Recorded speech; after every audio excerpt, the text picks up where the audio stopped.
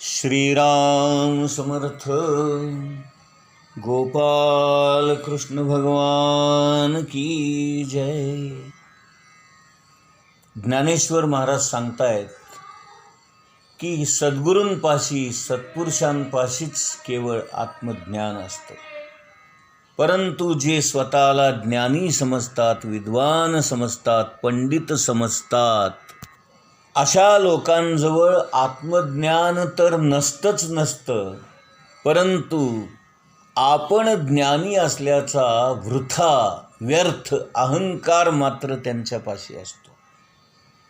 आणखीन एक त्यांनी स्पष्ट सांगितलंय. ते म्हणतात, कीर्तन करणारे, प्रवचन करणारे, अध्यात्म मार्गामध्ये आपण कुणीतरी आहोत आणि आपण भगवंताविषयी बोलू शकतो, भगवंताविषयी सांगू शकतो, असंही ज्यांना वाटतं त्या कीर्तनकारांकडे, प्रवचनकारांकडे, म्हणजेच माझ्यासारख्या माणसांकडे आत्मज्ञान अजिबात नसतं.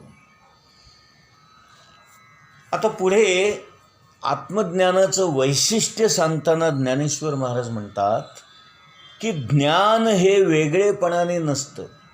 त्यांच्या शरीरामध्ये, कणाकणामध्ये, रोमारोमामध्ये, प्रत्येक पेशीमध्ये ते ज्ञान भरलेलं असतं. आणखीन एक गोष्ट सांगू का तुम्हाला? ज्ञान हे ऐकायचं नसतं, समजून घ्यायचं नसतं, तर ज्ञान हे व्हायचं असतं. म्हणजे ज्ञानी मनुष्य आणि त्याचं ज्ञान या दोन गोष्टी इतक्या एकरूप झालेल्या असतात की त्या एकमेकांपासून वेगळ्या करताच येत नाहीत. जसं एखादा पहिलवान आहे आणि त्याची शक्ती मात्र त्याच्यापासून वेगळी आहे असं सांगता येतं का आपल्याला? नाही. जिथे तो पैलवान जातो तिथं त्याच्याबरोबर ती शक्ती असतेच असते. तसं ज्ञानी मनुष्य म्हटला की ज्ञान त्याच्याबरोबर असतंच असतं आणि ते सतत त्याच्यामध्ये असतं. आणि म्हणून ज्ञानी माणसांना कुठल्याही गोष्टी वाचाव्या लागत नाहीत, समजून घ्याव्या लागत नाहीत, ऐकाव्या लागत नाहीत, शिकाव्या लागत नाहीत, विचार करावा लागत नाही, पुस्तकात पाहावं लागत नाही. म्हणून अशा ज्ञानी माणसांना तुम्ही केव्हाही कोणताही प्रश्न विचारलात की ते एका क्षणात त्याचं उत्तर देऊ शकतात. कारण ते ज्ञानच त्यांच्यामध्ये प्रत्येक कणाकणामध्ये, रोमारोमामध्ये, पेशीमध्ये सामावलेलं असतं. ज्ञान हे सर्वांगीण असतं, परिपूर्ण असतं, ते खंडित नसतं आणि वेगळेपणाने नसतं. आपल्याला जे ज्ञान झालेलं असतं ते मेंदूच्या कक्षेमधलं असतं किंवा बुद्धीच्या कक्षेमधलं असतं किंवा मनातल्या विचारांच्या कक्षेमधलं असतं. परंतु आत्मज्ञान जे असतं ते बुद्धीच्या पलीकडचं असतं, मेंदूच्या पलीकडचं असतं, विचारांच्या पलीकडं असतं, मनाच्या पलीकडं असतं. आपलं मन आणि आपली बुद्धी त्या आत्मज्ञानापर्यंत पोहोचूच शकत नाही. मनाची आणि बुद्धीची झेप किंवा उडी ही कितीही मारली तरी त्या आत्मज्ञानापर्यंत पोहोचू शकत नाही. ते जिथे मन संपतं, जिथे बुद्धी संपते, त्याच्या पलीकडे ते ज्ञान असते. आणि म्हणून ते सामान्य माणसांना झेपणारं नसतं. म्हणूनच असं ज्ञान ऐकताना कथा कीर्तनामध्ये म्हणा, प्रवचनामध्ये म्हणा, आपल्याला झोप येते. बघा, सर्वसामान्य माणसं कथा कीर्तन प्रवचनामध्ये झोपतात. त्याचं कारणच आहे की हे ज्ञान ऐकणं देखील आपल्याला सहन होत नाही. प्राप्त करणं, मिळवणं या तर फार लांबच्या गोष्टी आहेत. म्हणून सर्वसामान्य माणसांना हे ज्ञान झेपत नाही. ऐकताना देखील आपल्याला झोप येते. मग हे ज्ञान जर प्राप्त करायचं असेल तर आपला अधिकार, आपली क्षमता, आपली ताकद, आपली योग्यता तेवढी वाढवायला नको का? आणि म्हणून या सगळ्या गोष्टी गुरूंच्या कृपेमुळे होतात, साधना करण्यामुळे होतात, नामस्मरणामुळे होतात. आणि म्हणून या सगळ्या गोष्टींचं आपल्या जीवनामध्ये महत्त्व आहे. जेवढं आपण नामस्मरण करू, जेवढं आपण ध्यान धारणा करू, जेवढं आपण गुरूंच्या जवळ जाऊन त्यांची सेवा करू, त्यांच्या आज्ञेचं पालन करू, तेव्हा आपली कुठे योग्यता वाढते, आपली क्षमता वाढते, आपल्याला ते ज्ञान घेण्यासाठी लागणारी पात्रता तयार होते. आणि मग गुरूंच्या कृपेमुळे कधीतरी आपल्याला आकाशामध्ये जणू काही वीज चमकावी असा झटकन एक प्रकाश पडतो आणि ते आत्मज्ञान एका क्षणात आपल्याला मिळून जातं. हे ज्ञान ग्रहण करण्यासाठी ज्ञान सांगणारा जो ज्ञानी असतो अशापाशी जाऊन अत्यंत नम्रपणाने त्याला साष्टांग नमस्कार घालून, त्याला अत्यंत नम्र भावाने विनम्रतेने प्रश्न विचारून, त्यांची सेवा करून, त्यांच्याशी संवाद साधून, त्यांच्या आज्ञेचं पालन करून आपल्याला हे ज्ञान प्राप्त करून घ्यावं लागतं. गीता आपल्याला या सगळ्या गोष्टी शिकवते, सांगते. परमार्थाबद्दल किंवा या परमज्ञानाबद्दल जाणून घेण्याची जिज्ञासा निर्माण करते, कुतूहल निर्माण करते. सर्वसामान्य माणसांना ही जिज्ञासा निर्माण होते, इथपर्यंतच ते जातात. या पलीकडे मात्र ते जाऊ शकत नाहीत, कारण एकतर आपल्याला गुरु भेटत नाही. समजा भेटले तरी हा माणूस गुरु आहे हेच आपल्या मनाला पटत नाही, किंवा अरे हा काय मला आत्मज्ञान देणार असं आपण समजतो आणि त्या ज्ञानी माणसाला आपण तुच्छ समजतो, क्षुल्लक समजतो.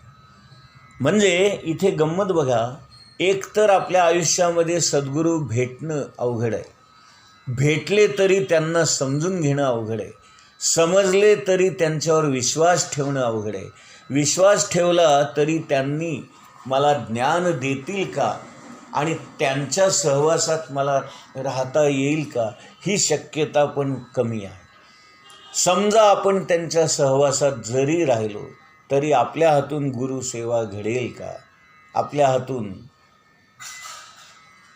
या सगळ्या गोष्टी घडतील का, आपल्यावर गुरुकृपा होईल का आणि आपल्याला आत्मज्ञान मिळेल का, या सगळ्याच गोष्टी जर तर असतात. आणि म्हणून सर्वसामान्य माणसांना आत्मज्ञान मिळवण्याची शक्यता जवळजवळ नाहीच. आपल्याला फक्त ज्ञान प्राप्त व्हावं इथपर्यंतच जिज्ञासा किंवा इच्छा निर्माण होते. त्याचं कारण असं आहे की आपण सगळी माणसं सगुणावर प्रेम करणारी आहोत. आपल्याला सगुण साकार रूप तेच आवडतं आणि निर्गुण निराकार असणारा परमात्मा परमेश्वर आपल्याला दिसतच नाही, समजतच नाही.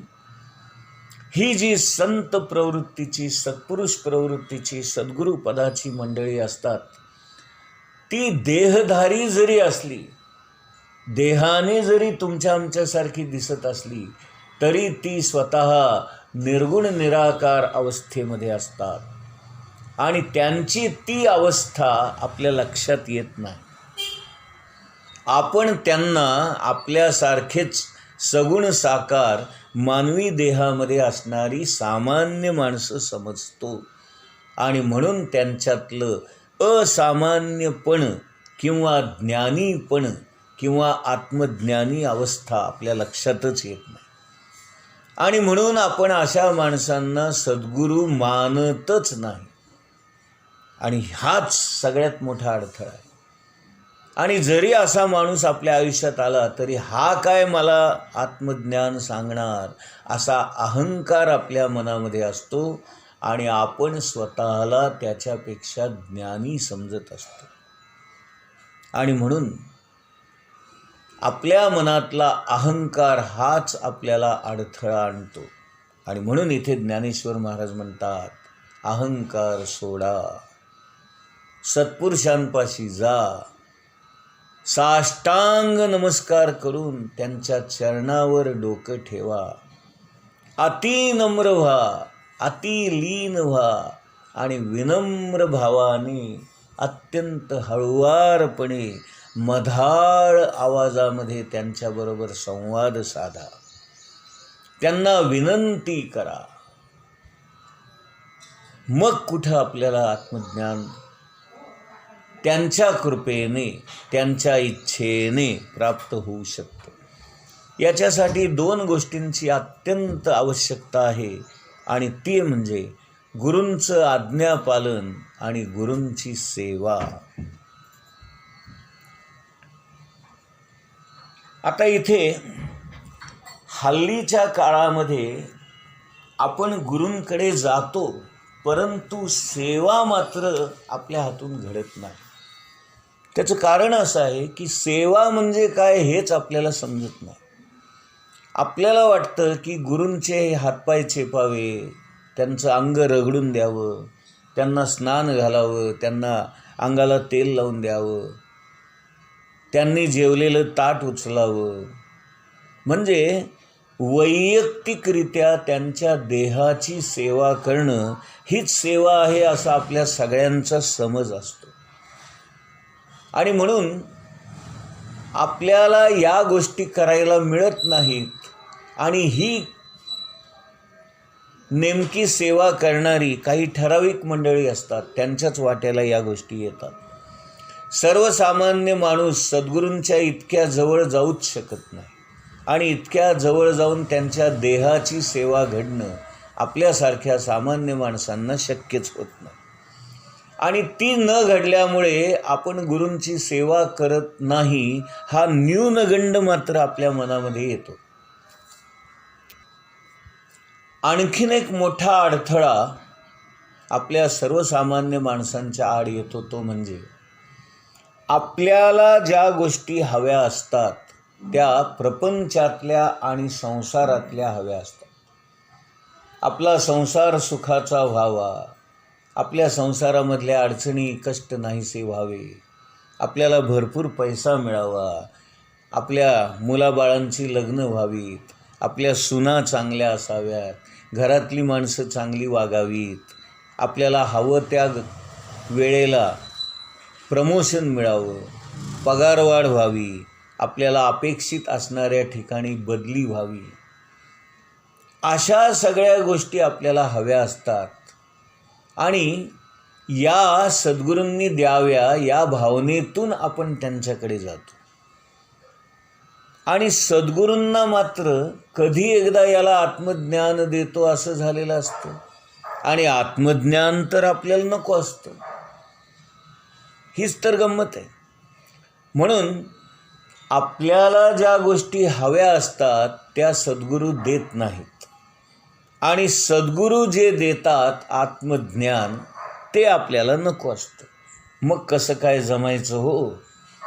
आणि म्हणून आपण सर्वसामान्य माणसं सद्गुरूंकडे जायला देखील नाकं मुरडतो. का? कारण ते तुमचं देवबिव जाऊ द्या हो, ते आत्मज्ञान वगैरे सगळं बाजूला ठेवा.